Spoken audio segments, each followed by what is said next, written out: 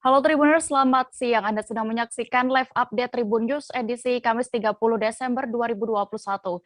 Siang ini akan kami sajikan informasi teraktual dan menarik yang akan dilaporkan secara langsung oleh reporter kami di lapangan.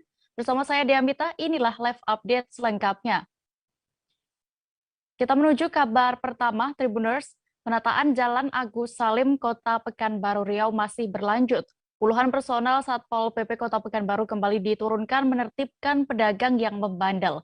Puluhan personel Satpol PP Kota Pekanbaru tersebut kemudian menertibkan mereka dan saat penertiban sejumlah pedagang keberatan dan sempat meneriaki petugas Satpol PP yang di-backup oleh TNI dan Polri. Informasi lengkapnya akan disampaikan oleh rekan Fernando Sikumbang, jurnalis Tribun Pekanbaru yang kini sudah bergabung bersama kami di sana. Halo rekan Fernando. Ya, halo siang Dea. Selamat siang. Fernando, bisa Anda informasikan apa alasan pedagang ini masih membandel saat dilakukannya penertiban?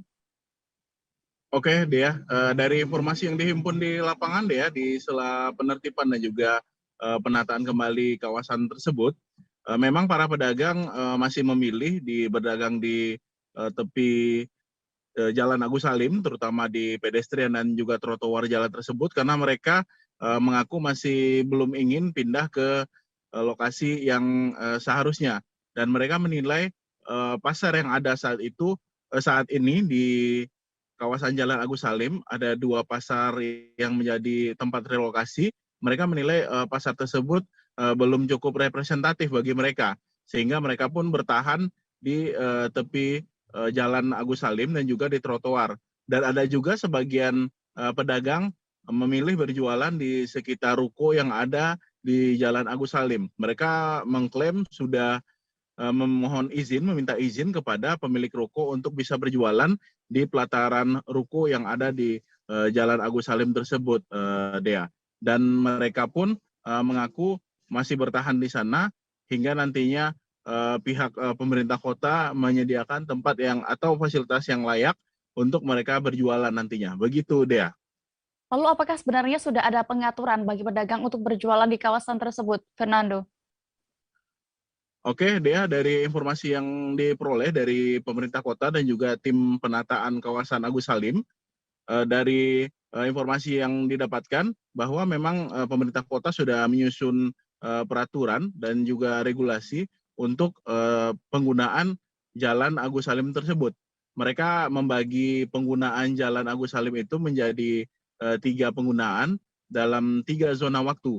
Untuk zona pertama yaitu dari subuh hingga pukul 8, para pedagang, terutama pedagang sayuran, pedagang ikan dan juga pedagang penjual daging, tetap bisa berjualan di tepi jalan itu, namun hanya bisa berjualan hingga pukul 8 pagi. Namun setelah pukul 8 pagi mereka harus membenahi barang dagangannya dan juga bisa berjualan ke pasar yang ada di sekitar kawasan tersebut. Mereka tidak diperkenankan lagi untuk berjualan di tepi jalan melewati pukul 8 pagi. Karena dari pukul 8 pagi hingga pukul 17 sore, itu masyarakat bisa menggunakan Jalan Agus Salim sebagai jalan untuk kendaraan dan juga pengguna jalan kaki juga bisa menggunakan jalan tersebut. Karena jalan tersebut memang menghubungkan dua jalan utama di Kota Pekanbaru, yaitu Jalan Ahmad Yani dengan Jalan Jenderal Sudirman.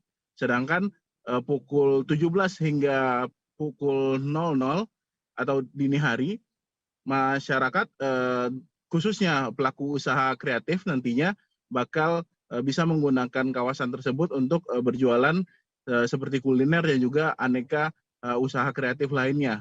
Begitu, Dea. Di samping itu, Fernando, apakah ada solusi tempat lain bagi para pedagang ini untuk berjualan? Oke, Dea, dari informasi yang diperoleh dari Dinas Perindustrian dan Perdagangan Kota Pekanbaru, Dea, memang pihak pemerintah kota sudah menyediakan 2 titik relokasi untuk para pedagang yang biasanya berjualan di tepi Jalan Agus Salim. Kedua pasar tersebut adalah Pasar Rakyat dan juga Pasar Impres yang lokasinya memang berada di Jalan Agus Salim tersebut. Kedua pasar ini punya kapasitas atau bisa menampung sekitar 201 pedagang. Dan dari hasil pendataan memang jumlah tersebut belum mencukupi untuk total keseluruhan pedagang yang biasa berjualan di kawasan tersebut, Dea.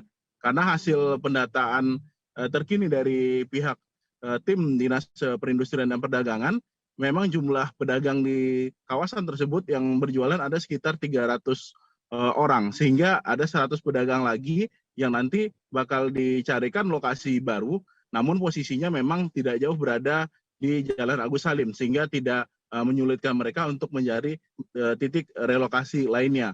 Namun saat ini proses atau tahapan yang sedang berlangsung adalah proses pengundian untuk para pedagang, sehingga para pedagang nantinya bisa menempati pasar yang sudah disediakan oleh pemerintah agar bisa kembali berjualan di pasar-pasar relokasi tersebut. Begitu, Dea. Baik, Tribuners rekan Fernando juga sudah melakukan wawancara bersama Kabid Ops Satpol PP Kota Pekanbaru, Reza Aulia Putra terkait hal ini. Berikut kami tampilkan selengkapnya. Pedagang-pedagang di sini sudah kita ingatkan sebelumnya, di mana waktu mereka berjualan itu hanya sampai jam 8. Kita kasih space lah mereka dalam arti untuk berkemas 1 jam paling jam 9. Nah, pedagang-pedagang yang tidak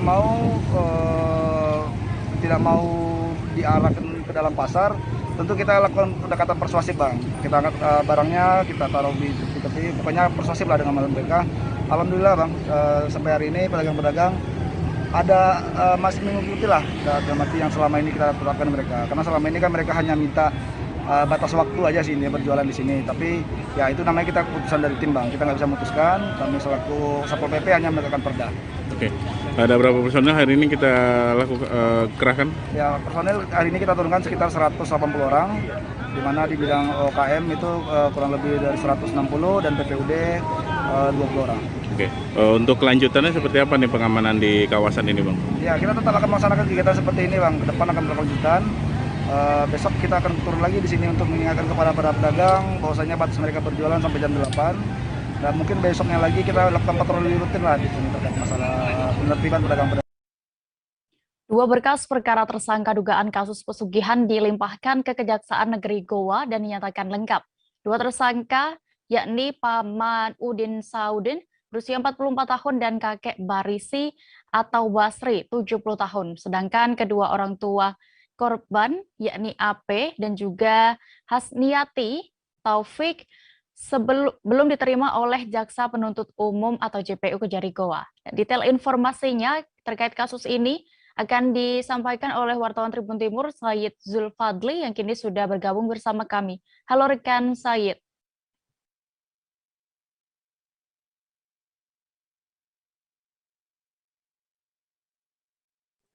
Halo, selamat siang, Said.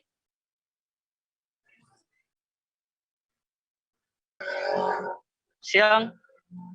Ya, Dea. rekan Said, bisa Anda informasikan terlebih dahulu berapa kali sebelumnya berkas perkara ini dilimpahkan dan akhirnya dinyatakan lengkap?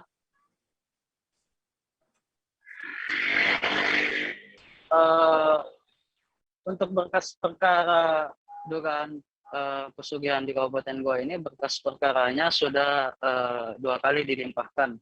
Itu setelah 2 kali dinyatakan dari Jaksa Penuntut Umum dari Kejaksaan Negeri Kabupaten Goa menyatakan 2 berkas perkara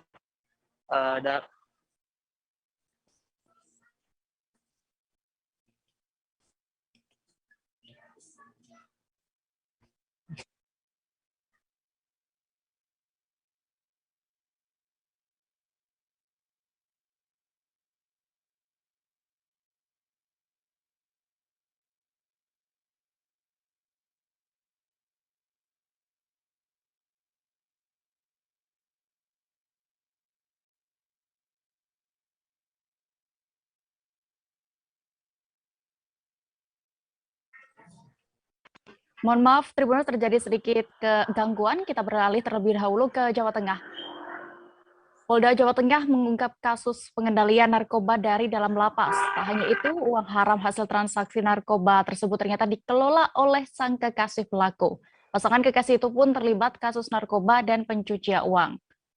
Untuk mengetahui lebih detailnya, reporter kami dari Tribun Solo, Christine Intan, akan menyampaikan laporan lengkapnya. Halo rekan Christine.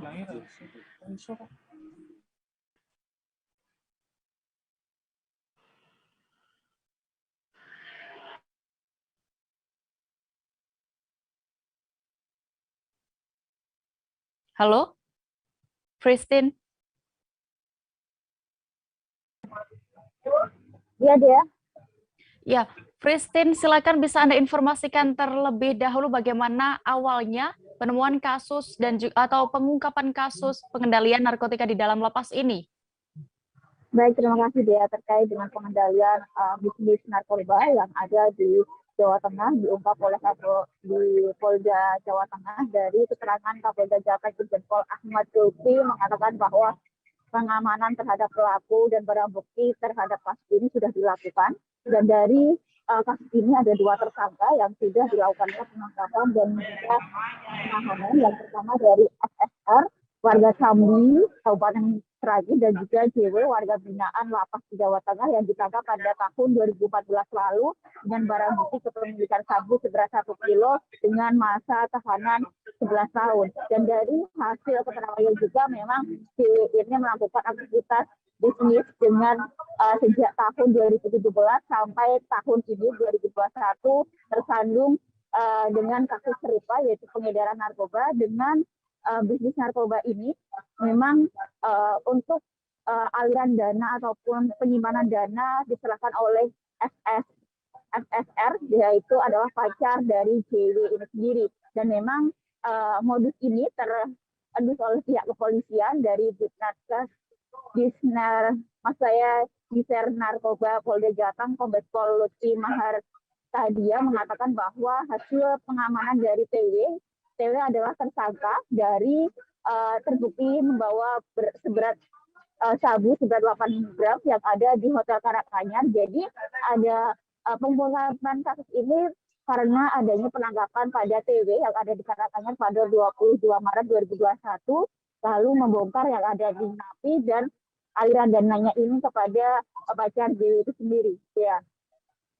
Christine, selain barang bukti narkotika tadi, apakah ada barang bukti lainnya yang diamankan dari sejoli pengendali narkotika dari dalam lapas ini? Baik ya, memang dari pihak kepolisian juga mengatakan bahwa untuk barang bukti lainnya berupa aset dengan jumlah 4 miliar berupa uang dan juga rumah yang ada di Sragen dengan cukup mewah lokasinya, dan juga rumahnya itu 2 lantai dengan beberapa perabotan yang cukup mewah juga, sehingga total asetnya 4 miliar ini.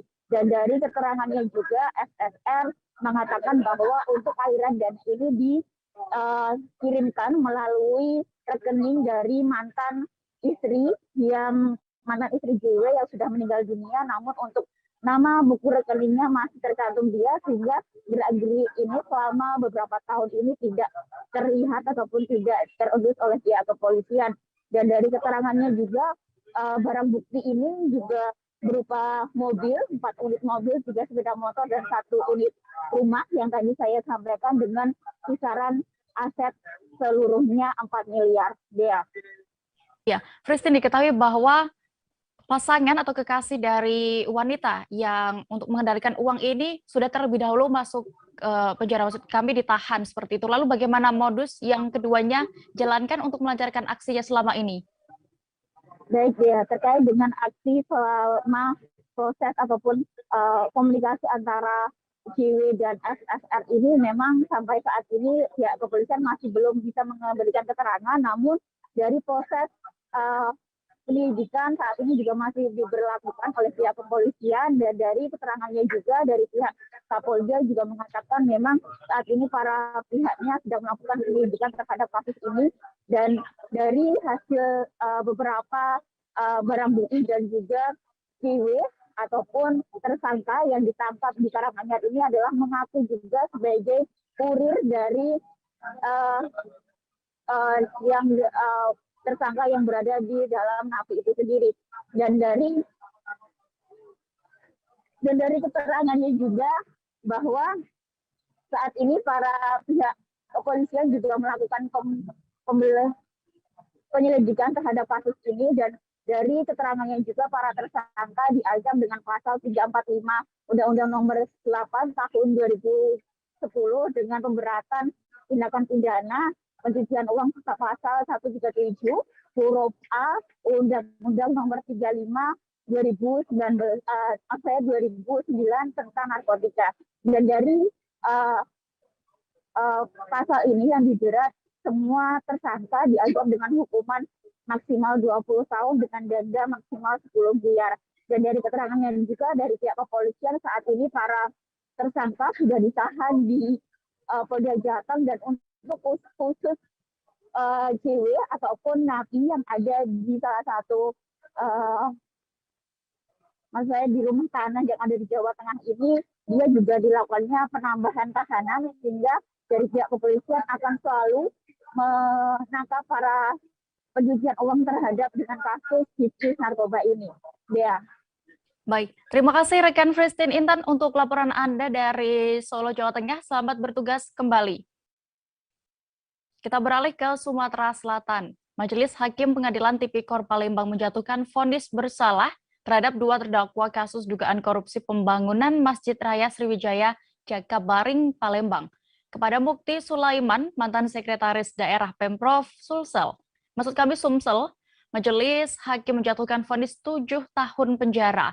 Sedangkan bagi Ahmad Nasuhi, mantan PLT Kepala Biro Kesra Pemprov Sumsel, dijatuhi hukuman 8 tahun penjara. Selengkapnya akan disampaikan wartawan dari Tribun Sumsel, ada Sinta Anggraini yang kini sudah bergabung bersama kami. Halo rekan Sinta, selamat siang.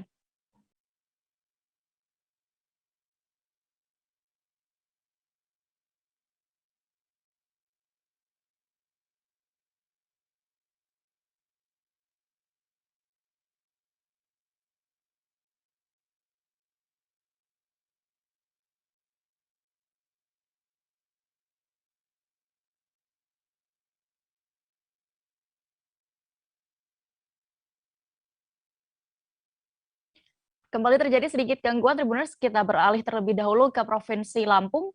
Seorang pedagang nasi goreng di Bandar Lampung terpaksa berurusan dengan aparat kepolisian.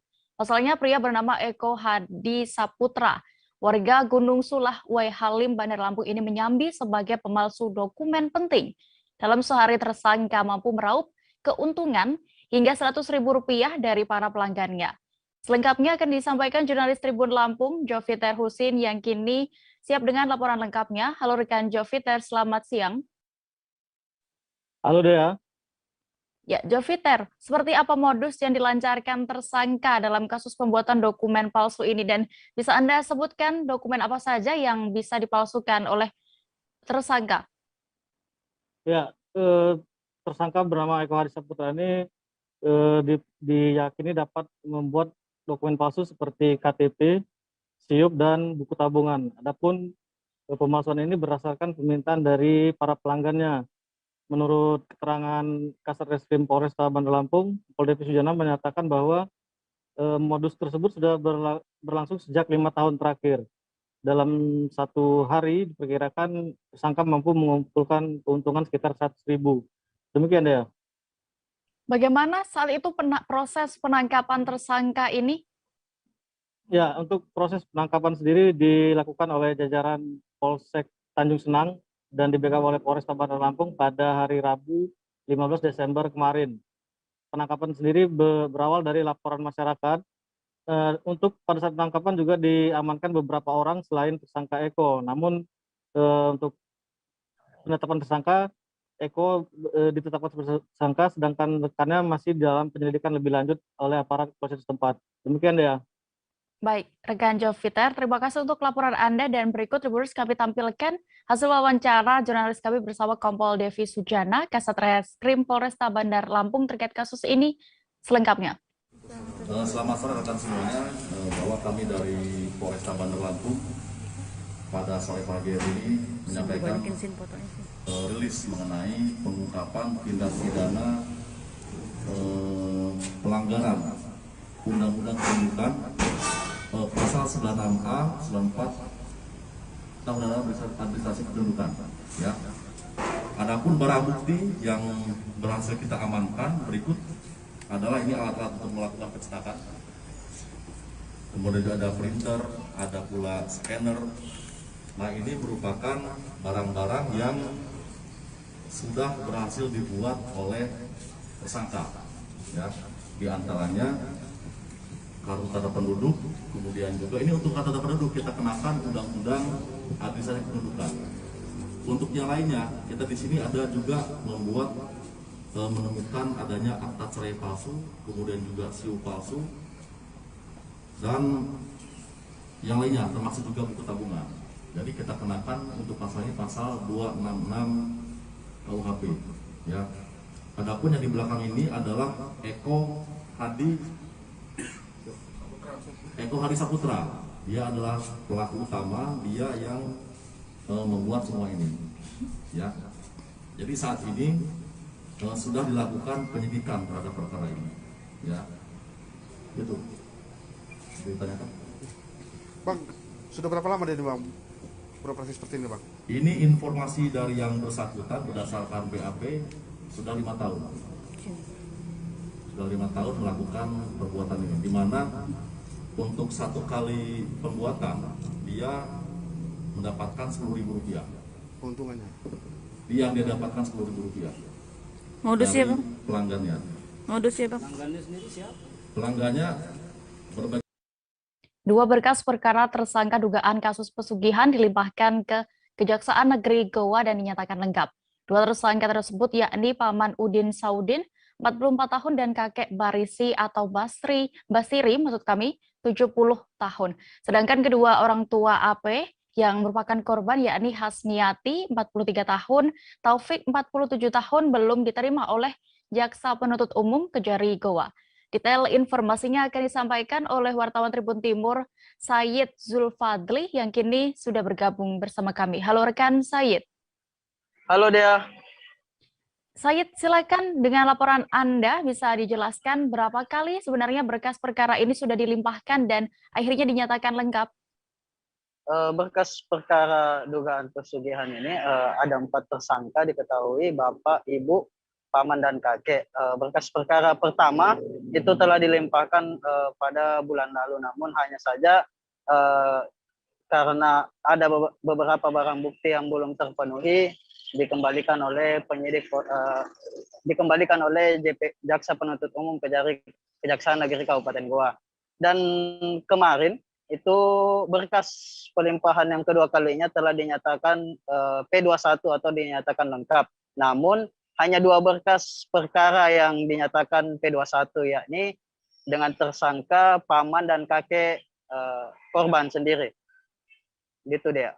Ya, Said, lalu bagaimana untuk kelanjutan kasus ini untuk kedepannya dan juga untuk berkas perkara dari orang tua dari korban ini? Untuk kelanjutan dari perkara dugaan pesugihan ini terhadap dan kekerasan terhadap anak itu tetap lanjut. Sekarang saat ini masih dalam proses pelengkapan berkas oleh penyidik Polres Goa.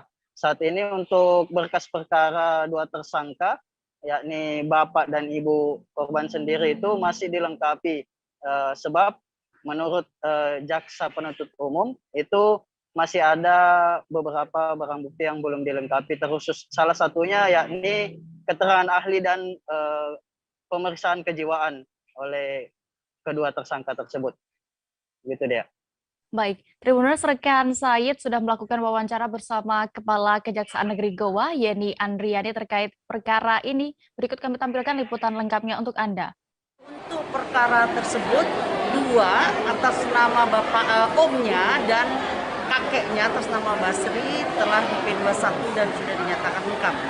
Untuk kedua orang tuanya, saat ini berkas masih di penyidik dan dikembalikan oleh Jaksa Penuntut Umum, di mana kami meminta untuk kedua orang tuanya ini dilakukan pemeriksaan kejiwaan mereka masing-masing.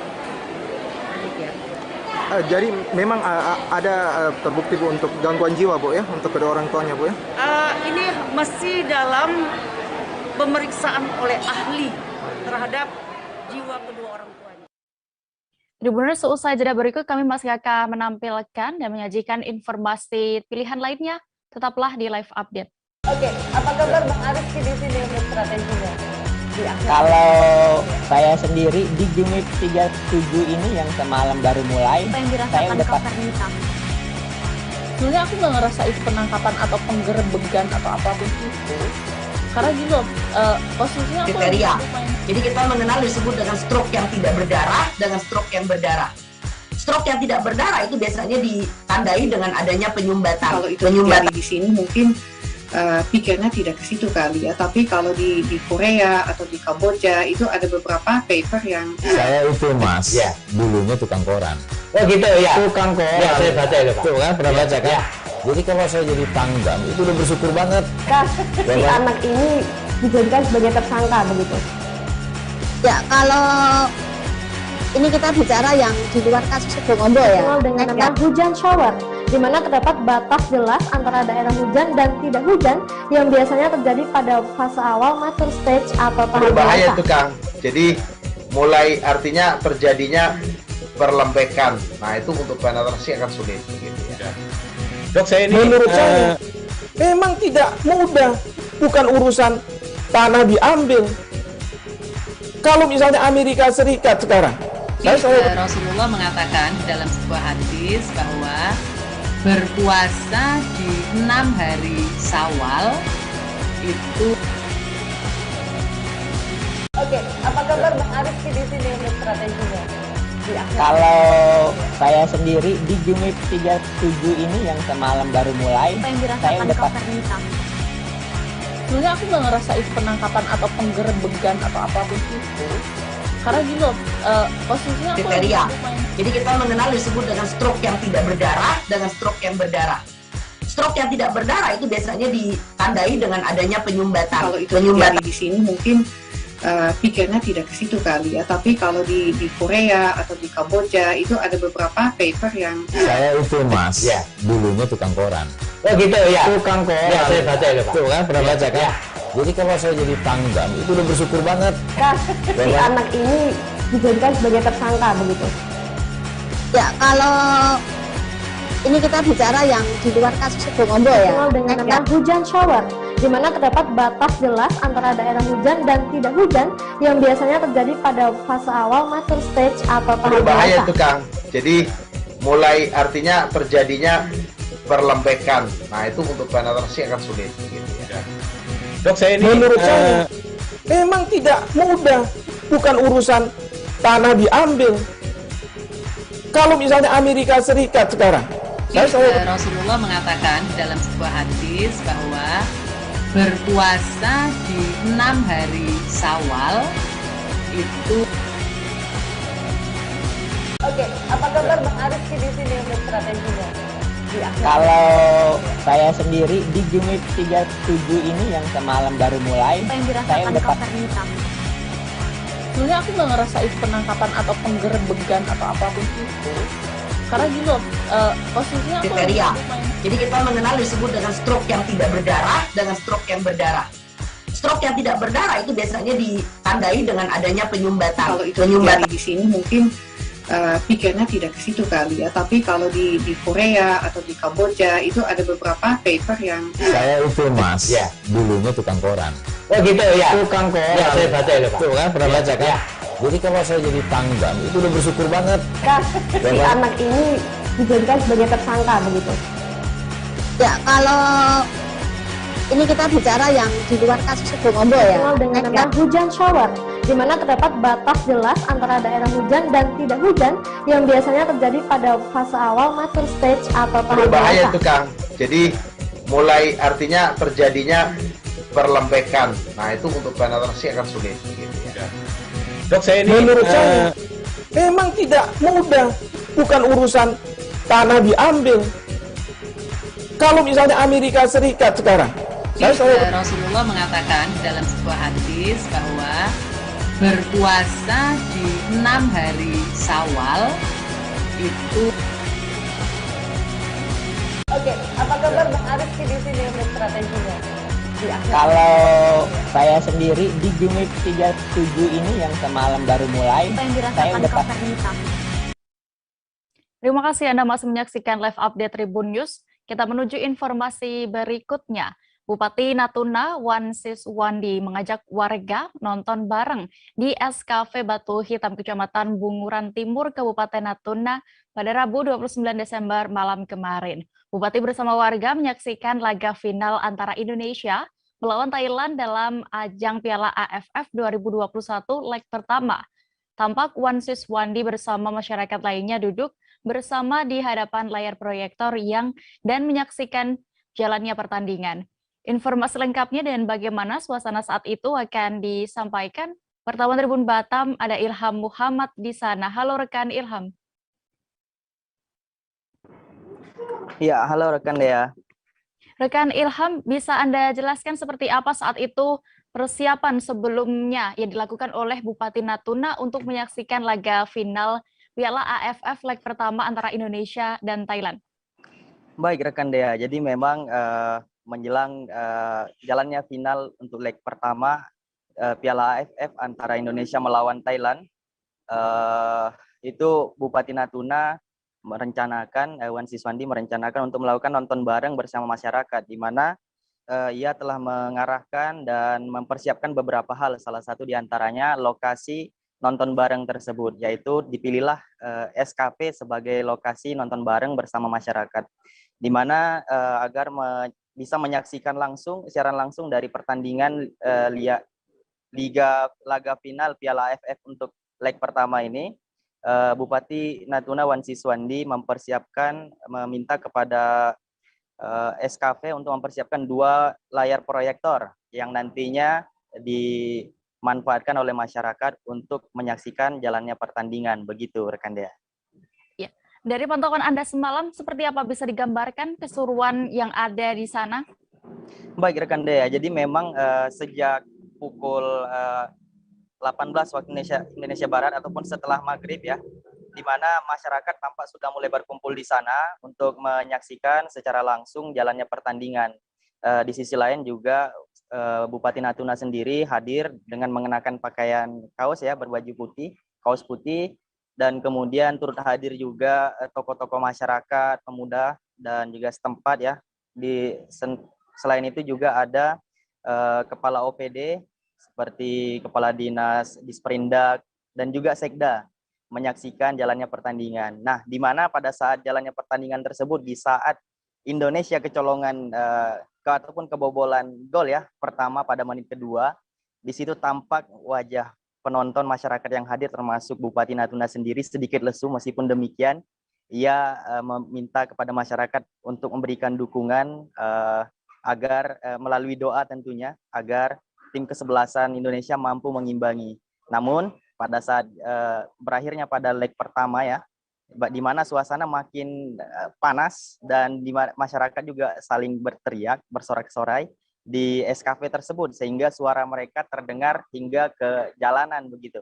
Jadi memang keseruan dan suasana pada saat malam nonton bareng antara Liga Final Piala AFF untuk leg pertama antara Indonesia melawan Thailand itu berjalan sangat sengit sehingga menimbulkan rasa sensasi bagi para penonton termasuk Bupati Natuna dan juga masyarakat. Begitu rekan Dea. Ya, Ilham, terakhir bisa Anda informasikan kembali skor akhir dari laga final Piala AFF 2021 leg pertama antara Indonesia versus Thailand ini? Baik rekan Dea, jadi memang di ujung utara Indonesia, masyarakat yang ada di ujung utara Indonesia termasuk daerah 3T ini yang menyaksikan jalannya pertandingan secara virtual dan nonton bareng ya bersama masyarakat, dan juga di situ ada tokoh Bupati Natuna, di mana akhir dari ataupun skor dari pertandingan final Liga Piala AFF untuk leg pertama antara Indonesia melawan Thailand berakhir dengan skor 4-0 begitu rekan Dea. Jadi memang terakhir Bupati Natuna menyampaikan bahwasanya ini kan baru leg pertama, artinya akan ada leg kedua sebagai peraturan di dalam merebutkan Piala AFF 2021. Dia berharap nantinya pada leg kedua Indonesia mampu mengembalikan keadaan sehingga bisa meraih sebagai juara ataupun pemenang dari Liga Piala AFF 2021. Demikian rekan Dea. Baik, terima kasih Ilham untuk informasi Anda dari Natuna. Selamat bertugas kembali. Dari Natuna ke Kepulauan Riau, kita menuju Jawa Timur, Tribuners. Mobil yang ditumpangi relawan kemanusiaan erupsi Gunung Semeru mengalami kecelakaan di Tol Gempol, Pasuruan, Jawa Timur. Mobil itu mengangkut rombongan relawan asal Tangerang. Seorang relawan dilaporkan meninggal dunia dalam kecelakaan tersebut.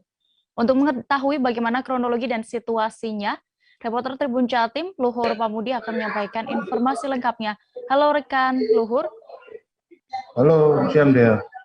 Selamat siang. Luhur, bisa Anda informasikan total ada berapa jumlah korban tewas di sana dan juga korban luka serta korban selamat?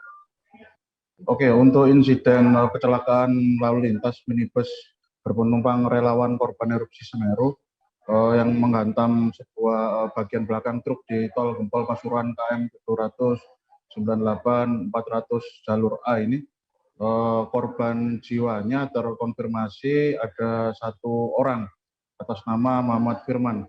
Ini dia adalah salah seorang anggota dari sebuah komunitas relawan atau lembaga swadaya masyarakat yang berorientasi pada orientasi kemanusiaan ya untuk korban-korban bencana alam.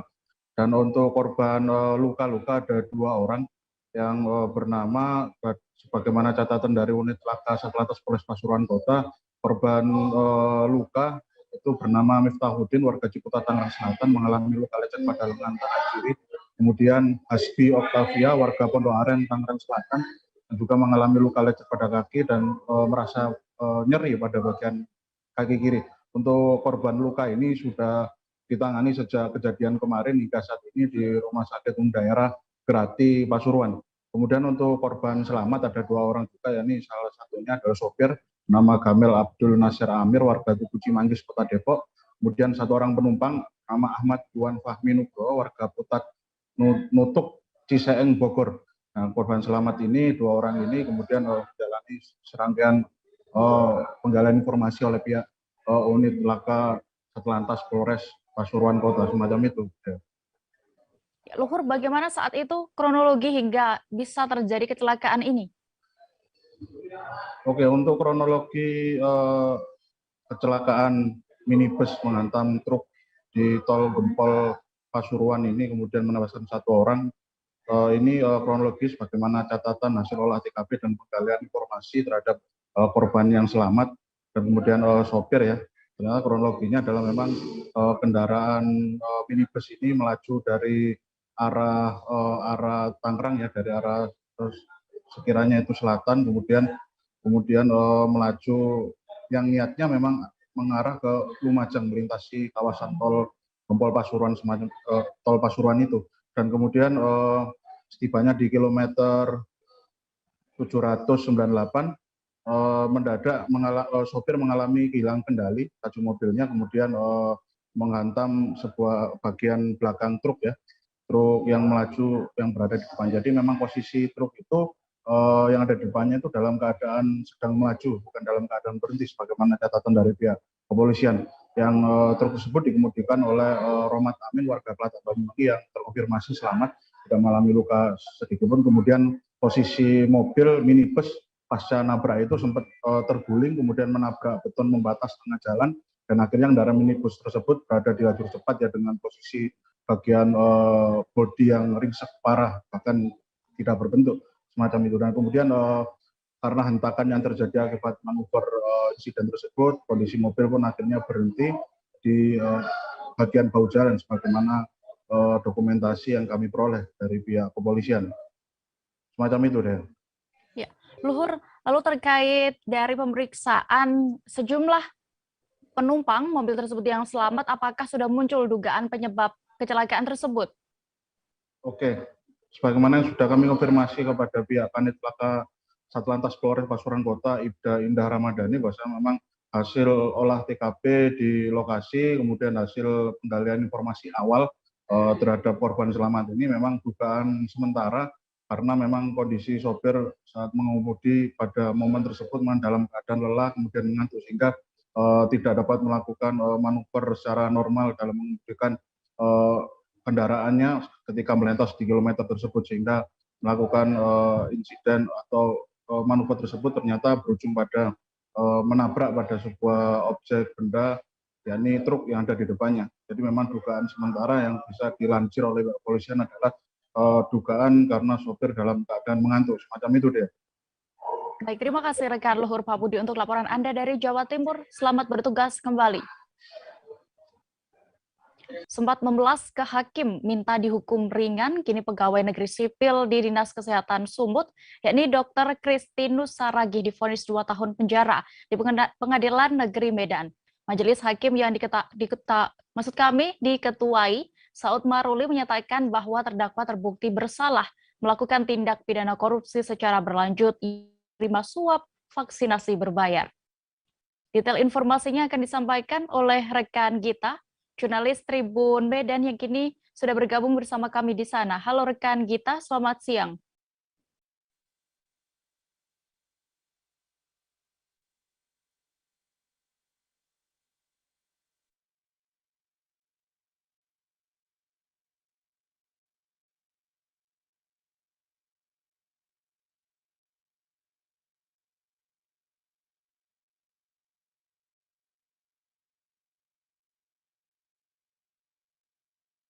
Halo Gita, selamat siang. Selamat siang, Dea.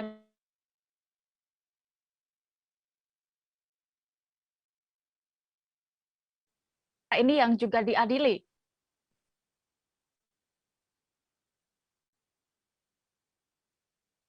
Halo? Halo, Dea di studio? Ya, kita bisa mendengar suara saya dengan jelas? Ya, bisa. Baik, bisa Anda informasikan siapa saja yang sudah diadili selain Dr. Kristinus dalam perkara ini? Baik, baru saja divonis Dr. Kristinus yang merupakan ASN di Dinas Kesehatan Provinsi Sumatera Utara, di mana Dr. Kristinus sendiri dinyatakan hakim telah bersalah melakukan tindak pidana korupsi, yakni menerima suap vaksinasi berbayar. Nah, Dr. Kristinus sendiri telah divonis dengan pidana penjara selama 2 tahun, denda 50 juta dengan subsidi 2 bulan kurungan. Selain Dr. Kristinus, terdapat dalam perkara ini terdapat terdakwa yang lain yang sudah diadili juga di Pengadilan Negeri Medan, yakni terdakwa Selvianti yang merupakan seorang pengusaha asal Kota Medan. Terdakwa Selvi sudah divonis oleh Majelis Hakim Pengadilan Negeri Medan dengan pidana penjara selama 20 bulan. Sementara itu di waktu yang bersamaan, setelah Dr. Kristinus divonis, Dr. Indra yang merupakan salah satu dokter yang bekerja di Rutan Tanjung Gusta Medan juga telah divonis pidana penjara oleh Majelis Hakim. Selain mereka bertiga, terdapat juga kasih surveillance Dinas Kesehatan Sumatera Utara, yakni terdakwa Suhadi yang saat ini tengah juga bersidang dengan agenda pemeriksaan saksi-saksi di Pengadilan Negeri Medan. Jadi dalam perkara ini yang sudah menjalani persidangan terdapat 4 orang terdakwa. Demikian, Dea. Ya, lalu bagaimana tanggapan dari pihak penuntut umum dan juga terdakwa atas putusan tersebut? Baik, untuk Dr. Indra dan Dr. Kristinus sendiri, jaksa penuntut umum yang sebelumnya menuntut kedua terdakwa lebih berat, yakni kalau Dr. Kristinus sendiri dituntut 3 tahun penjara, sementara Dr. Indra dituntut selama 4 tahun penjara oleh jaksa penuntut umum. Atas putusan yang lebih rendah dijatuhkan oleh Majelis Hakim Pengadilan Negeri Medan, jaksa penuntut umum mengatakan masih berpikir-pikir selama 1 minggu untuk menentukan sikap apakah akan mengajukan banding ataupun terima terkait putusan tersebut. Demikian juga dengan penasihat hukum terdakwa, Dr. Kristinus mengatakan akan berkoordinasi terlebih dahulu dengan terdakwa apakah menerima ataupun pikir-pikir terkait putusan tersebut. Demikian, dia. Ya, terakhir kita untuk menyegarkan kembali ingatan terkait kasus suap vaksinasi berbayar ini, bisa diceritakan untuk kronologi singkat perkara ini awalnya bagaimana? Baik, awalnya bermula saat terdakwa Selvi ini yang merupakan seorang pengusaha asal Kota Medan, beliau menghimpun beberapa orang yang ingin divaksin di Kota Medan yang saat itu pandemi cukup parah di Kota Medan, sehingga ia mengambil kesempatan untuk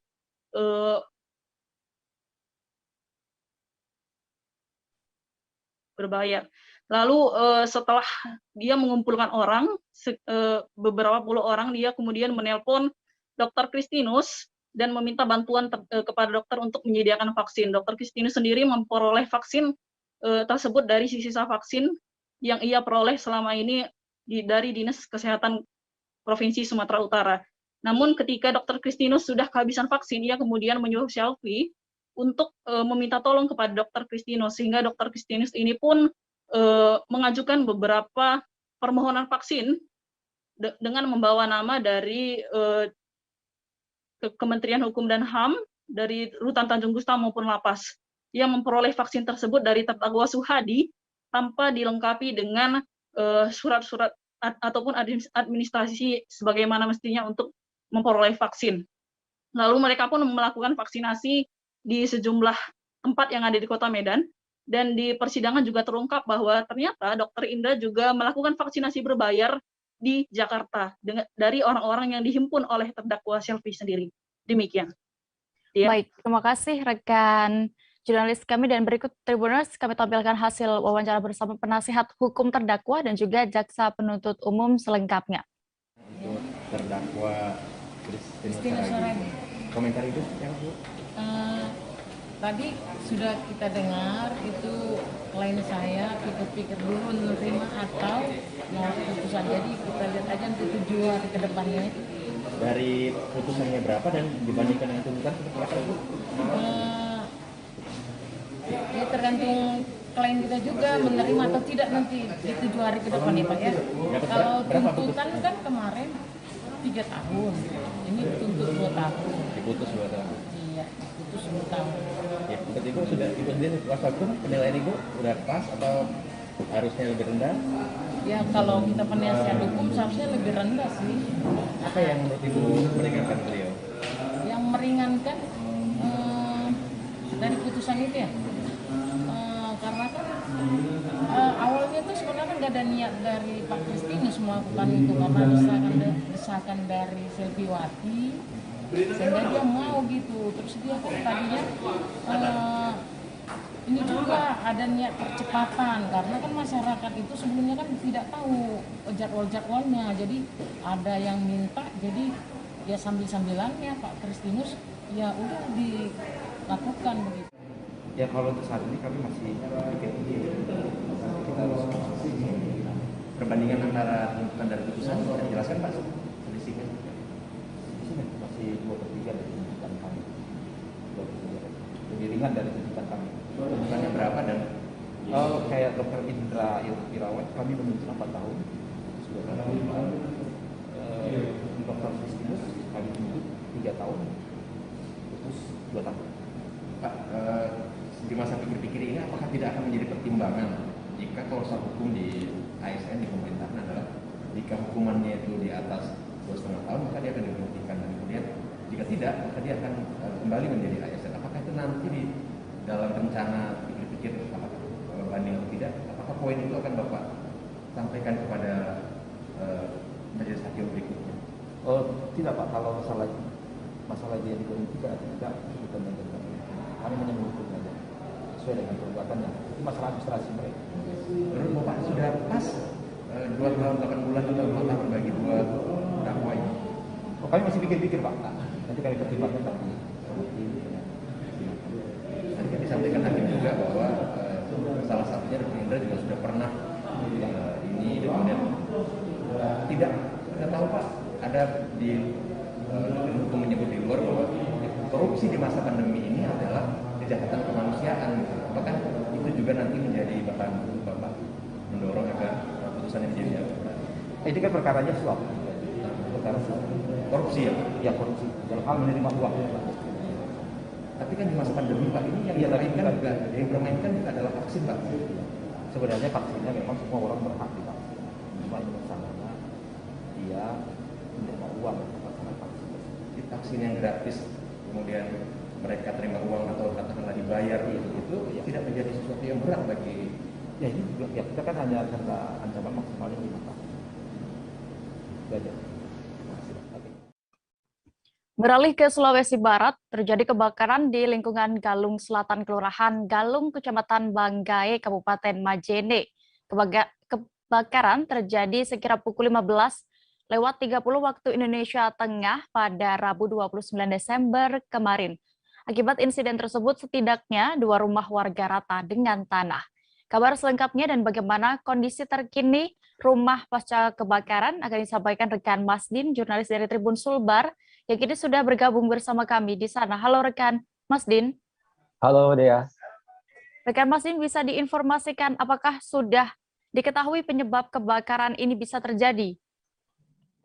Baik, Dea, dapat saya laporkan bahwa telah terjadi kebakaran rumah warga di lingkungan Galung Selatan, Kelurahan Galung, Kecamatan Banggai, Kabupaten Majene, Sulawesi Barat, di mana kebakaran tersebut mengakibatkan setidaknya 2 rumah warga hangus dan rata dengan tanah, yakni atas nama rumah yang dimiliki Ibu Zainab, dan satunya lagi dimiliki oleh Bapak Muhammad.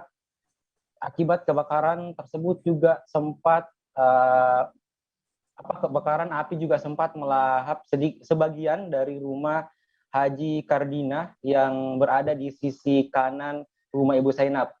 Dan sejauh ini berdasarkan informasi yang kami peroleh dari pihak kepolisian, masih melakukan olah TKP untuk menyelidiki lebih jauh penyebab terjadinya kebakaran tersebut. Namun berdasarkan keterangan dari Kapolres Majene dalam hal ini AKP Febrianto Sagian menyatakan dari keterangan beberapa saksi yang telah ditanya oleh pihak kepolisian bahwa api mulai pertama kali terlihat di bagian belakang rumah daerah dapur dan disinyalir dari tabung gas yang bocor ya, seperti itu. Namun untuk lebih jauh dan lebih jelasnya masih dalam penyelidikan pihak kepolisian. Bagaimana untuk kondisi pemilik rumah saat ini? Apakah ada korban jiwa? Iya, Dea dan Tribuners, dapat saya laporkan juga bahwa akibat kebakaran tersebut setidaknya mengakibatkan 2 pemilik rumah mengalami luka ringan di bagian muka dan tangan, yakni atas nama Ibu Zainab sendiri, yakni pemilik rumah, bersama dengan anaknya bernama Sri Wulandari. Jadi kedua korban ini sempat mendapatkan penanganan di Puskesmas Banggai, namun berdasarkan keterangan dari cucu yang sempat saya temui tadi pagi di lokasi kebakaran atas nama Muhammad Akbar Saputra menyatakan bahwa saat ini kedua korban sudah berada di rumah kerabat, namun belum bisa diminta keterangan lebih jauh karena akibat trauma dari kejadian kebakaran, Dea. Kan Mas Din, dari informasi yang sudah dihimpun, berapa total kerugian atau tafsiran kerugian akibat kebakaran tersebut?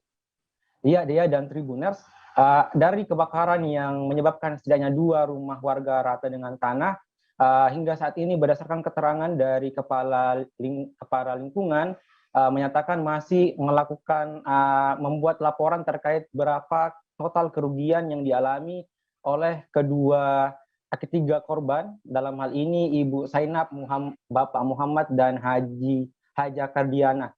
Namun sejauh ini dari pihak kepolisian juga mengatakan bahwa dalam insiden kebakaran, selain menghanguskan 2 rumah, juga menghanguskan 3 unit motor dan setidaknya uang tunai 50 juta rupiah, Dea.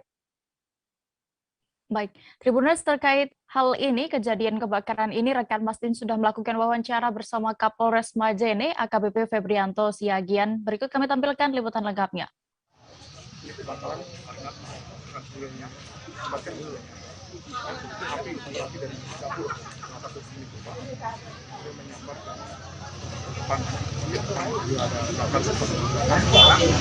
Karena pemilik rumah ini menjual bensin. Jadi ini dugaan awal tabung gas ya, Komandan? Bukan awalnya itu dari ada salah satu mengatakan api muncul dari belakang dapur. Di dapur sudah menyambar ke bagian bensin. Ini ada kompor atau ada yang meledak atau bagaimana? Belum, makanya kita lihat ya, masih kita TKP dulu. Belum diketahui pasti. Dari keterangan saksi yang ada di lokasi, dia mengatakan itu api dari dapur. Tapi untuk saksi ini kan kita buat TKP dulu, pastikan apakah itu dari TKP dulu.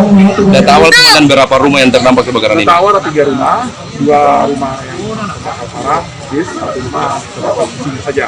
Kemudian ada juga 3 motor, ada 3 kendaraan motor yang terbakar. Kemudian ada ujian uang 20 juta, terbakar. Berapa 20 juta? 20 juta. Jumlah tahanan di rutan kelas 2B Kabupaten Sampang, Madura melebihi kapasitas alias overload pada Rabu 29 Desember 2021. Bahkan jumlah penghuni lebih dari 2 kali lipat dari kapasitas ruangan yang ada. Kasubsi Rutan kelas 2B Sampang, Syaiful Rahman membenarkan kondisi tersebut. Dan bagaimana keterangannya dan juga kondisi di rutan tersebut akan disampaikan jurnalis Tribun Madura, Hanggara Pratama yang kini sudah siap dengan informasi lengkapnya. Halo rekan Hanggara. Halo rekan Dea. Ya, seperti apa kondisi overload di rutan kelas 2B Sampang ini? Nah, izin melaporkan jadi hingga saat ini jumlah narapidana atau warga binaan kelas 2B Kabupaten Sampang ada 395 orang dan jumlah itu 2 kali lipat dari kapasitas yang ada. Sedangkan kapasitas di rutan kelas 2B Sampang ada 165 orang dari 17 kamar yang ada. Sehingga masing-masing kamar diisi 30 orang. Dan sesuai konfirmasi dari pihak terkait bahwa dengan kondisi tersebut tidak membuat sebuah gesekan atau kericuhan terjadi di di setiap kamar, melainkan hingga saat ini tetap kondusif. Bahkan ketika kegiatan dilakukan di rutan kelas 2B Sampang, jalannya kegiatan tetap kondusif meskipun jumlah penghuni membludak seperti itu, rekan Dea. Ya, bisa dijelaskan rincian dari tadi 395 warga binaan di rutan kelas 2B Sampang ini, Hanggara? Ya, dari 395 penghuni rutan terdiri dari narapidana pria dewasa sebanyak 283 orang, dan narapidana perempuan dewasa sebanyak 6 orang, kemudian tahanan pria dewasa sebanyak 79 orang, dan tahanan perempuan dewasa sebanyak 11 orang, termasuk tahanan anak 2 orang, napi anak 6 orang, dan semuanya berjenis laki-laki seperti itu kan. Ya, Hanggara, apa langkah yang sudah dilakukan oleh pihak rutan kelas 2B Sampang ini dengan jumlah warga binaan yang memang sudah membludak tersebut? Siap, sejauh ini dari pihak rutan kelas 2B Sampang sudah merenovasi 2 gudang yang sebelumnya diisi beberapa barang yang tidak digunakan, dan barang tersebut dipindah ke tempat lain, dan gudang tersebut digunakan untuk ruang tempat tidur bagi para warga binaan, dan dari 2 gudang itu masing-masing diisi 30 warga binaan seperti itu. Kemudian dalam waktu dekat ini sejumlah warga binaan dari atau rata-rata dari kasus narkoba yang masa tahanannya di atas 6 tahun seperti itu akan dipindah ke lapas Pamekasan seperti itu, untuk mengantisipasi atau mengurangi kondisi overload di rutan kelas 2B Sampang. Baik, Tribuners, rekan Hanggara sudah mendapatkan keterangan dari Kepala Kesatuan Pengamanan Rutan kelas 2B Sampang, Fajar Risman, terkait ini. Berikut kami tampilkan liputan lengkapnya untuk Anda. Untuk jumlah penghuni rutan kelas 2B Sampang hingga saat ini ada berapa, Pak? Untuk sekarang ini per hari ini 395. Siap. Dan jumlah itu apakah melebihi kapasitas ruang tahanan atau seperti itu? Sudah melebihi, Mas, 2 kali lipatnya, karena kapasitas itu 168 sekarang. Kapasitas penjara, kapasitas ruangan itu 168 orang. Siap. Ada berapa ruangan yang ada di sini? Untuk di sini di rutan Sampang itu ada 2 blok. Blok A dan blok B. Untuk blok A itu ada 5 kamar. Ditambah sama karantina itu untuk tahanan yang baru. Kamar anak, iya, kamar anak 7 berarti. Untuk yang blok B itu ada 11 kamar. Berarti total 17, Pak? Iya. Siap. Untuk standarnya dari masing-masing kamar itu bisa mencukup berapa? Untuk standarnya kalau di blok A itu dari kamar 1 sampai kamar 5 itu maksimal bisa ditempati, bisa dihuni 30 orang maksimal. 30 orang setiap kamarnya. Untuk karantina itu maksimal 15 orang. kamar anak itu cuma 10 orang atau sampai 15 orang. Nah, dengan posisi jumlah tahanan atau penghuni yang saat ini, Pak, posisi saat itu ini seperti apa? Mungkin bisa Ya, itu saat ini teman-teman warga binaan, tahanan yang di situ aman dan kondusif, Pak, bisa diatur untuk masalah penanganan setiap kamar. Kami masih akan menginformasikan kabar pilihan lainnya. Sesaat jeda berikut, tetaplah di live update. Oke, apa kabar Bang Ariski di sini untuk strateginya? Kalau saya sendiri di Jumip 37 ini yang semalam baru mulai, saya udah Sebenarnya aku nggak ngerasa itu penangkapan atau penggerebekan atau apapun itu. Karena juga posisinya aku kriteria. Jadi kita mengenal disebut dengan stroke yang tidak berdarah dengan stroke yang berdarah. Stroke yang tidak berdarah itu biasanya ditandai dengan adanya penyumbatan. Kalau itu terjadi di sini mungkin pikirnya tidak ke situ kali ya. Tapi kalau di Korea atau di Kamboja itu ada beberapa paper yang saya itu Mas, ya, dulunya tukang koran. Oh gitu ya. Tukang koran. Ya, saya baca itu, Pak. Tuh kan pernah baca kan? Ya. Jadi kalau saya jadi pangdam itu udah bersyukur banget. Si anak ini dijadikan sebagai tersangka begitu. Ya, kalau ini kita bicara yang di luar kasus Bongombo ya. Dengan nama hujan shower, di mana terdapat batas jelas antara daerah hujan dan tidak hujan yang biasanya terjadi pada fase awal mature stage atau tahap Berbahaya dewasa. itu Kang. Jadi mulai artinya terjadinya perlembekan. Nah itu untuk penetrasi akan sulit. Gitu ya. Dok, saya ini menurut saya memang tidak mudah, bukan urusan tanah diambil. Kalau misalnya Amerika Serikat sekarang, Rasulullah mengatakan dalam sebuah hadis bahwa berpuasa di 6 hari Syawal itu. Oke, apa kabar Bang Ariski di sini untuk strateginya? Kalau saya sendiri di Jumip 37 ini yang semalam baru mulai, saya udah Sebenarnya aku nggak ngerasa itu penangkapan atau penggerebekan atau apapun itu. Karena juga posisinya aku kriteria. Jadi kita mengenal disebut dengan stroke yang tidak berdarah dengan stroke yang berdarah. Stroke yang tidak berdarah itu biasanya ditandai dengan adanya penyumbatan. kalau itu terjadi di sini mungkin pikirnya tidak ke situ kali ya. Tapi kalau di Korea atau di Kamboja itu ada beberapa paper yang Saya itu Mas, ya, dulunya tukang koran. Oh gitu ya. Tukang koran. Ya, saya baca itu, Pak. Tuh kan pernah baca kan? Ya. Jadi kalau saya jadi pangdam itu udah bersyukur banget. Si anak ini dijadikan sebagai tersangka begitu. Ya, kalau ini kita bicara yang di luar kasus Bongombo ya. Dengan nama hujan shower, di mana terdapat batas jelas antara daerah hujan dan tidak hujan yang biasanya terjadi pada fase awal mature stage atau tahap Berbahaya dewasa. itu Kang. Jadi mulai artinya terjadinya perlembekan. Nah itu untuk penetrasi akan sulit. Gitu ya. Dok, saya ini menurut saya memang tidak mudah, bukan urusan. Anda masih menyaksikan live update, kita menuju informasi berikutnya. Gubernur Kalimantan Barat, Sutarmiji berharap Pelabuhan Internasional Kijing di Kabupaten Mempawah bisa segera diresmikan. Hal tersebut, Gubernur Sutarmiji menyampaikan saat melakukan kunjungan kerjanya ke Kabupaten Mempawah pada Selasa 28 Desember 2021 lalu. Dirinya juga berharap pada tahun 2022 mendatang, pelabuhan yang bertaraf internasional tersebut bisa segera diresmikan.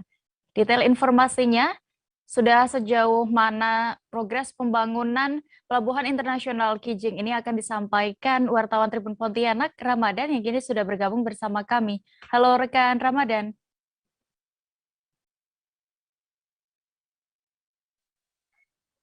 Ya, Ria.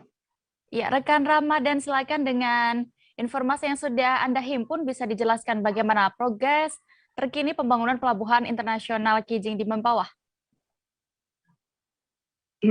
Ya, Dea. Untuk Tribuner semuanya, kita informasikan bahwasannya memang untuk Pelabuhan Internasional Kijing sendiri, untuk progres pembangunannya saat ini, informasi yang kita himpun sudah finishing. Nah, memang masih ada beberapa yang memang masih dikerjakan. Dan karena juga beberapa waktu lalu Trestel dari pelabuhan internasional Kijing itu juga ambruk karena diterjang oleh badai yang sangat besar, sehingga itu juga yang masih dalam tahap pengerjaan ataupun tahap pembenahan oleh pihak PT Pelindo itu sendiri. Seperti itu dia. Iya, terkait sudah dalam tahap finishing untuk saat ini, kapan lalu rencana peresmian tersebut dan nantinya siapa juga yang meresmikan Pelabuhan Internasional Kijing? Ya, untuk informasi awal sebenarnya untuk Pelabuhan Internasional Kijing itu sendiri akan diresmikan pada Februari 2022. Namun karena ada beberapa hal tadinya yang menjadi penghalang tersebut yang masih ini dalam tahap pengerjaan untuk dikebut, maka ditargetkan kembali itu pada bulan Mei 2022 itu sudah harus diresmikan seperti yang disampaikan oleh Bapak Gubernur Kalbar, yaitu Bapak Sudarmiji. Dan direncanakan memang dari awal komitmen bersama untuk peresmian pelabuhan yang bertaraf internasional ini, yaitu Pelabuhan Internasional Kijing yang berada di Kecamatan Sungai Kunyit, Kabupaten Mempawah, Kalimantan Barat, direncanakan memang akan diresmikan oleh Bapak Presiden kita, yaitu Bapak Insinyur Joko Widodo. Seperti itu, ya. Ya, lalu Ramadan, apa harapan dengan adanya proyek strategis nasional Pelabuhan Internasional Kijing ini? Ya, memang dengan adanya Pelabuhan Internasional Kijing ini sendiri, besar harapan itu untuk terutama perekonomian itu mengangkat perekonomian, khususnya perekonomian Kabupaten Mempawah, dan juga memang ada multiplier efek yang akan dirasakan oleh masyarakat sekitar Pelabuhan Internasional Kijing, sehingga memang masyarakat Kabupaten Mempawah juga tidak hanya menjadi penonton di geliat ekonomi, namun juga menjadi orang yang berkecimpung di dalam perekonomian itu tersebut. Dan memang diharapkan taraf kemiskinan dan sebagainya itu bisa diatasi dengan adanya Pelabuhan Internasional Kijing itu sendiri. Karena juga dengan adanya Pelabuhan Internasional Kijing ini sendiri membuka peluang bisnis, membuka keran bisnis, dan juga membuka peluang ekspor Kabupaten Mempawah ke luar negeri, seperti itu dia. Baik, Tribuners, terkait pembangunan Pelabuhan Internasional Kijing di Mempawah ini, rekan jurnalis kami sudah berhasil mendapatkan keterangan dari Gubernur Kalimantan Barat, Sutarmiji, berikut selengkapnya. Saya lihat awalnya kemarin katanya Februari selesai, tapi kayaknya karena kondisi ya, kemarin ada lagi satu lagi yang kena musibah juga, akhirnya katanya untuk fixnya jadi betul gitu, itu Mei. Tapi itu kan hanya sedikit aja. Sebetulnya saya berharap segera diresmikan oleh Presiden sebagai aktivitas itu. Tapi kalau saya saran, saya sudah ngomong, tangki timbun harus sudah ada. Ini kan pintu keluar CPO nanti, yang paling utama ekspor. Kalbar itu CPO 4 sampai 5 juta ton per tahun. Nah, kalau Kijing ini bisa mengambil pangsa ekspornya 2 juta, itu luar biasa sebetulnya. Nah, untuk percepatan itu harus ada tangki timbun, pipanya sudah. Yang baru ada sekarang ini Wilmar, sekitar 2-3 kilo dari sini. Ya. Nah, itu dari masuk tangki timbun di Wilmar di sini ya, kemudian langsung disalurkan ke kapal dengan pipa. Nah, itu lebih efisien dan tidak mengganggu jembatan ini, dermaga sampai dermaga tidak mengganggu, sehingga ini kan beban bergerak itu ya, bawa sampai 8.000 liter ya.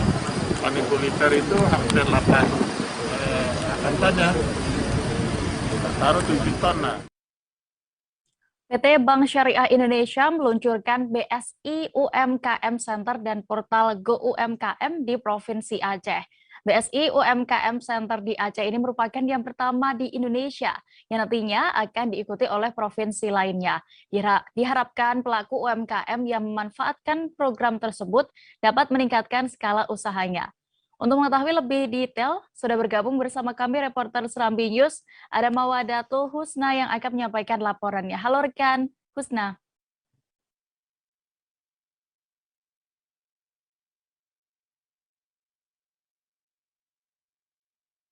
Halo rekan Husna.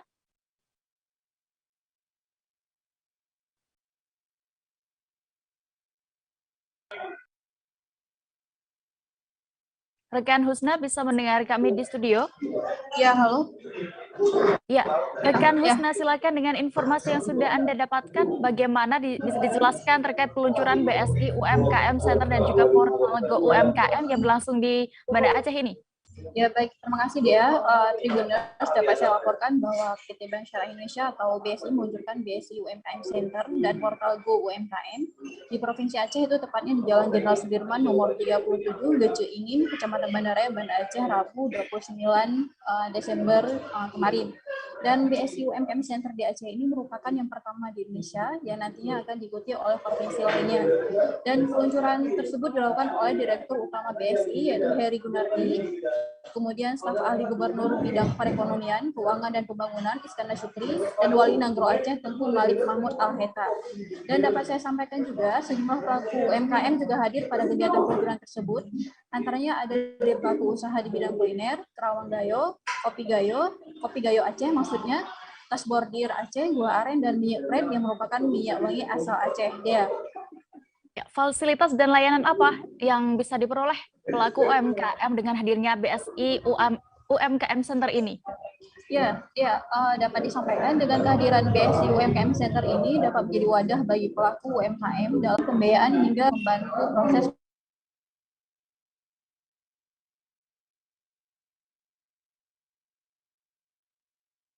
optimalisasi potensi bisnis hingga dukungan proses digitalisasi usaha.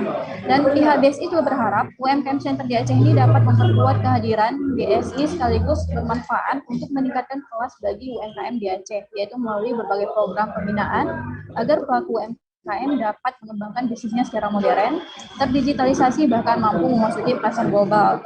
Dan dia dapat saya informasikan juga bahwa BSI sudah menyalurkan pembiayaan untuk segmen UMKM yaitu mencapai 38,3 triliun rupiah secara nasional dengan kualitas pembiayaan yang sangat baik. Nah, sementara untuk khusus untuk Provinsi Aceh, penyaluran pembiayaan BSI ke sektor UMKM sudah mencapai 6,9 triliun rupiah. Ya, Husna, tadi juga sudah sempat disinggung bahwa BSI juga membuat portal khusus dalam hal ini adalah portal Go UMKM. Apa kegunaan portal tersebut, bisa dijelaskan? Ya, baik ya.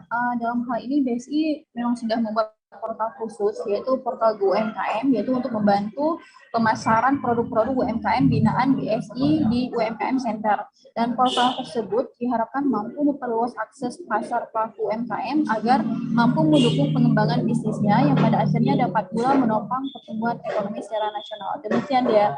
Baik, terima kasih rekan jurnalis kami, dan berikut Tribuners akan kami tampilkan wawancara bersama Heri Gunardi selaku Direktur Utama BSI selengkapnya.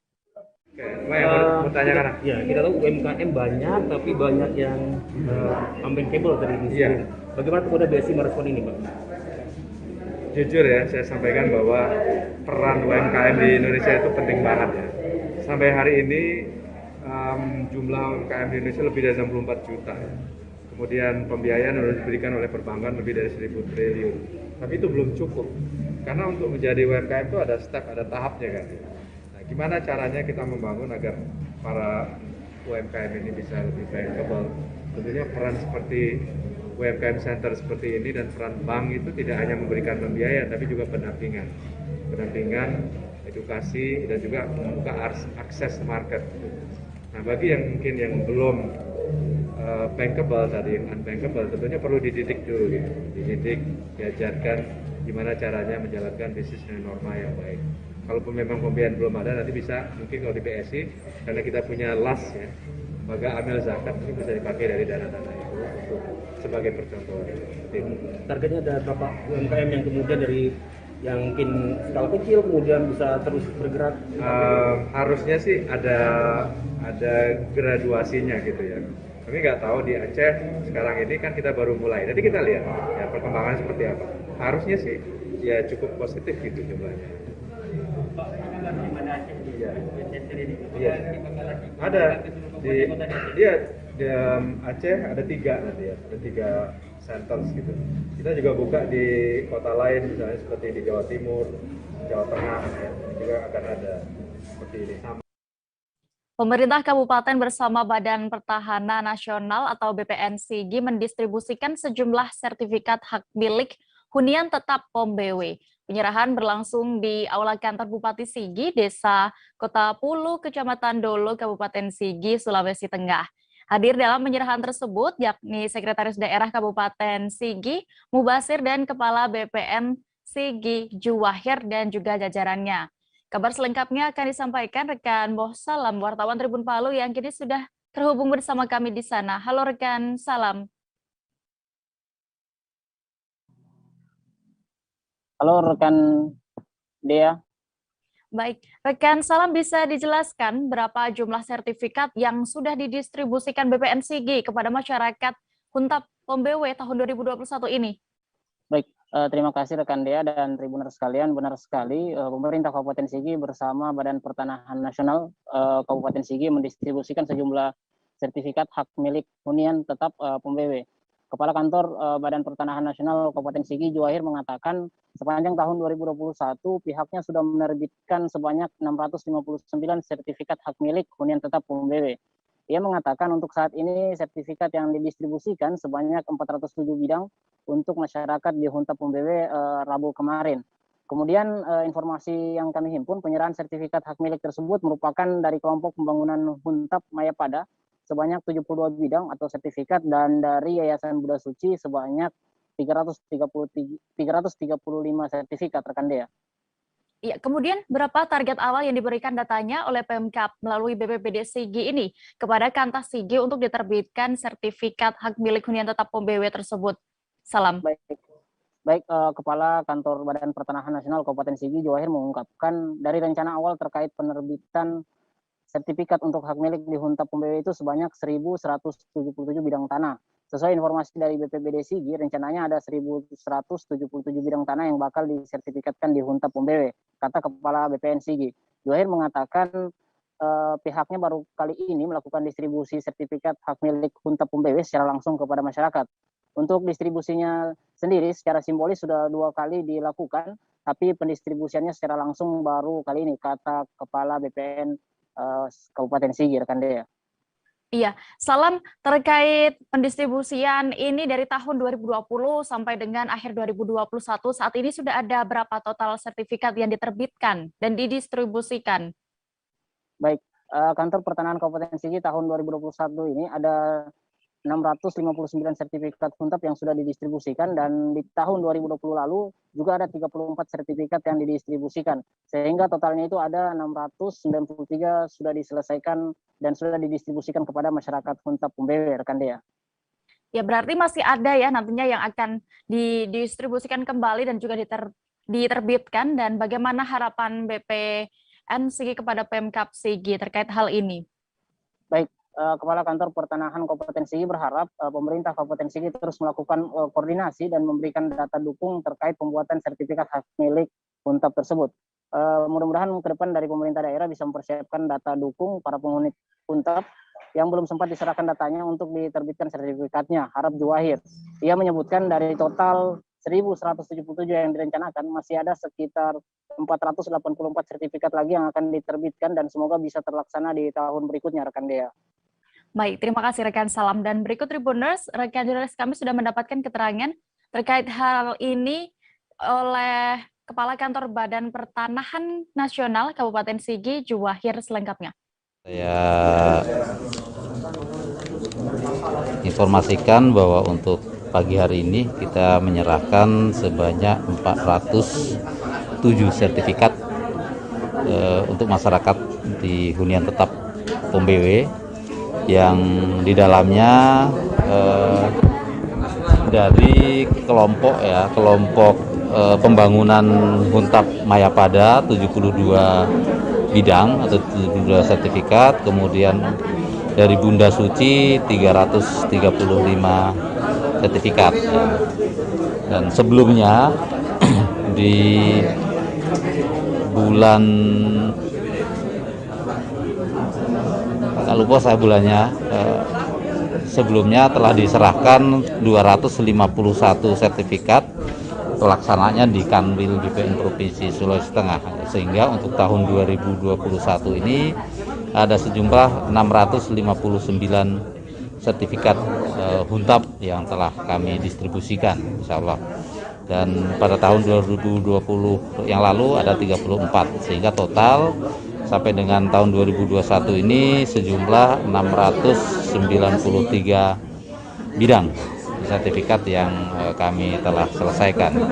Dari rencana, sesuai dengan informasi Kepala BPBD tadi, dari rencana 1.177 bidang tanah untuk disertifikatkan, seperti itu.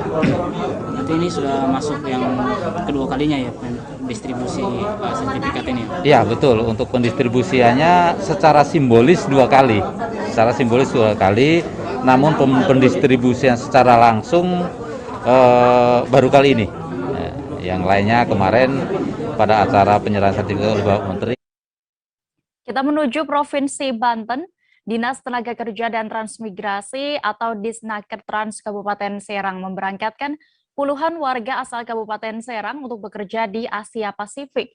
Mereka sebelumnya akan diseleksi oleh Perusahaan Penempatan Pekerja Migran Indonesia atau P3MI. Pengiriman tenaga kerja ini merupakan program pemerintah Indonesia, yakni G2G atau Government to Government alias antar pemerintah beberapa negara. Selengkapnya akan disampaikan rekan Desi Purnamasari, jurnalis Tribun Banten yang kini sudah siap dengan informasi lengkapnya. Halo rekan Desi. Iya, halo rekan Dea. Bisa Anda informasikan dalam hal ini apa yang dipersiapkan sebelum mengikuti bekerja di negara Asia Pasifik? Iya, baik rekan Dea. Sebelumnya memang Dinas Tenaga Kerja dan Transmigrasi Kabupaten Serang akan memberangkatkan sebanyak 68 warga asal Kabupaten Serang untuk dapat bekerja di Asia Pasifik. Yang mana sebelumnya dari 68 warga tersebut akan dilakukan seleksi oleh Perusahaan Penempatan Pekerja Migran Indonesia untuk dapat bekerja di sektor formal atau informal. Selain itu nantinya jika sudah mendapatkan seleksi, maka dari ke-68 warga tersebut akan melalui beberapa tahap, yakni pembekalan untuk nantinya dapat bisa bekerja di perusahaan ataupun yang ada di sektor formal dan informal tersebut. Begitu, Dea. Ya, lalu nantinya akan ditempatkan di daerah mana dan juga sebagai apa saja 68 warga Serang ini? Iya, keterangan dari Kepala Bidang Pembinaan dan Penempatan Kerja Disnaker Kabupaten Serang, yakni Ugum Gumilang, dia mengatakan bahwa mereka nantinya akan bekerja untuk di perusahaan formal atau maupun informal. Sementara untuk informal sendiri nantinya akan ditempatkan seperti di driver dan juga asisten rumah tangga. Namun memang sebelum diberangkatkan mereka semua sedang mendapatkan pelatihan selama 2 minggu dan semua biaya pelatihan akan ditanggung oleh P3MI tersebut. Begitu, Dea. Ya, terakhir rekan Desi, dari kecamatan mana yang paling banyak mengirimkan pekerja bisa Anda informasikan? Ya, selain itu Ugum pun mengatakan bahwa memang pengiriman pekerja paling banyak dari 68 warga Kabupaten Serang ini yakni berasal dari Serang Utara, ya seperti Pontang, Tanara, dan juga Tirtayasa, begitu. Baik, terima kasih rekan Desi Purnamasari untuk laporan Anda dari Serang, Banten. Selamat bertugas kembali. Majelis Hakim Pengadilan Tipikor Palembang menjatuhkan vonis bersalah terhadap 2 terdakwa kasus dugaan korupsi pembangunan Masjid Raya Sriwijaya, Cakabaring, Palembang. Kepada Mukti Sulaiman, selaku mantan Sekretaris Daerah Pemprov Sumsel, Majelis Hakim menjatuhkan vonis 7 tahun penjara. Sedangkan bagi Ahmad Nasuhi, mantan PLT Kepala Biro Kesra Pemprov Sumsel, dijatuhi hukuman 8 tahun penjara. Kabar selengkapnya akan disampaikan wartawan dari Tribun Sumsel. Ada rekan Sinta Anggraini yang kini sudah terhubung bersama kami. Halo rekan Sinta.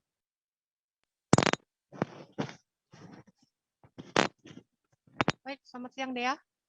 Ya, rekan Sinta, apa pertimbangan majelis hakim menjatuhkan vonis bersalah terhadap dua terdakwa ini? Baik, sebelumnya dapat kami laporkan bahwa Majelis Hakim Pengadilan Negeri Palembang kembali mengatakan dua tersangka terhadap kasus dugaan korupsi dan Masjid Raya Sriwijaya Kabupaten Palembang, di mana sebelumnya sudah ada empat terdakwa maksud kami yang terdiri dari dua mantan pejabat dan dua dari pihak swasta terkait pembangunan Masjid Sriwijaya yang sudah lebih dulu ditetapkan sebagai maksud kami divonis bersalah seperti itu. Terhadap dua terdakwa yang ditetapkan bersalah ini adalah Mufti Sulaiman yang merupakan mantan Sekda Provinsi Sumsel yang divonis 7 tahun dan Ahmad Nasuhi mantan Biro Kesra Provinsi Sumsel yang divonis 8 tahun dan dipaparkan oleh hakim dalam persidangan untuk hal-hal yang mempengaruhi sidang terhadap keduanya, yakni keduanya dinilai telah melakukan tindakan yang merugikan masyarakat di mana pada saat menjabat mereka menyalahgunakan jabatannya seperti itu. Ya. Langkah apa yang dilakukan kedua terdakwa terhadap vonis ini, Sinta? Baik, dari kedua terdakwa kompak mengajukan pikir-pikir yang akan diajukan mereka selama 7 hari ke depan dalam menyikapi sikap kami dalam menyikapi vonis yang dijatuhkan majelis hakim. Begitupun dari pihak Kejaksaan Tinggi Sumatera Selatan juga sudah mengajukan pikir-pikir mengingat vonis ini sedikit lebih ringan daripada tuntutan mereka seperti itu. Iya. Bisa Anda informasikan lebih detailnya lagi untuk kelanjutan proses persidangan Masjid Sriwijaya ini, kasus Masjid Sriwijaya ini, mengingat saat ini juga masih ada beberapa orang, termasuk mantan Gubernur Sumsel Alex Nurdin yang memang sudah ditetapkan juga sebagai tersangka. Baik, saat ini memang sudah ada 6 orang lagi yang juga menunggu proses persidangan. Berdasarkan informasi yang kami terima, 6 tersangka itu akan berstatus terdakwa paling sekitar bulan Januari 2022 mendatang, di mana salah satunya adalah mantan Gubernur Sumsel Alex Nurdin. Sebagai informasi juga bahwa untuk berkas dari Alex Nurdin sendiri saat ini sudah P21 sehingga dari Kejaksaan Tinggi Sumsel sendiri akan segera mengajukan pelimpahan berkas itu ke pengadilan sekitar bulan Januari mendatang. Jadi diperkirakan sidangnya sendiri akan mulai digelar sekitar bulan Februari 2022 mendatang. Seperti itu deh. Baik, Tribuners, terkait kasus ini rekan Sinta sudah melakukan wawancara bersama Kasih Penkum Kejati Sumsel. Moh Radian berikut selengkapnya. Teman-teman semua, tadi mungkin sama-sama kita mendengarkan putusan terkait terdakwa satu Mufti Sulaiman dengan Ahmad Nasuhi, yang mana Mufti Sulaiman itu tadinya dituntut oleh jaksa 10 tahun, diputus 7 tahun. Denda 400 juta, subsidiar 4 bulan kurungan, terkait barang bukti konfirm dengan JPU. Kemudian Ahmad Nasuhi dituntut 15 tahun, diputus 8 bulan, 8 tahun, denda 400 juta, subsidiar 4 bulan. Nah, terkait putusan yang sudah kita sama-sama dengar tadi, jaksa bersikap masih pikir-pikir. Jaksa bersikap pikir-pikir, nanti dalam waktu paling lama 7 hari jaksa sudah menentukan sikapnya, apakah menerima putusan atau menyatakan banding. Pak, itu kan putusannya lebih rendah dari tuntutan JPU. Apakah di dalam hal ini kita menilai bahwasanya ada kekeliruan dalam dakwaan jaksa? Bagaimana menanggapi hal seperti itu, Pak? Statement seperti itu, Pak? Kalau dibilang pasal yang dituntut dengan pasal yang diputus oleh hakim kan secara terdakwa. Nah, nanti terhadap ini kita akan mempelajari isi putusan tersebut. Apakah kita menerima putusan atau kita tidak menerima putusan. Sudah dibebankan pidana tambahan bagaimana? Kalau pidana tambahan itu kan karena mereka tidak sebagai orang yang menikmati. Makanya mereka tidak ada uang pengganti. Itu dari awal. Informasi tadi sekaligus menutup perjumpaan kita dalam live update siang ini. Tribuners, lantaran masih di tengah pandemi, kami kembali mengingatkan kepada Anda untuk selalu menerapkan protokol kesehatan dimanapun berada. Jangan lupa juga saksikan live update Tribun News berikutnya pukul 4 sore di seluruh kanal YouTube Tribun Network. Saya Diamita beserta kru yang bertugas pamit. Terima kasih dan sampai jumpa. Jangan lupa like, subscribe, dan share ya!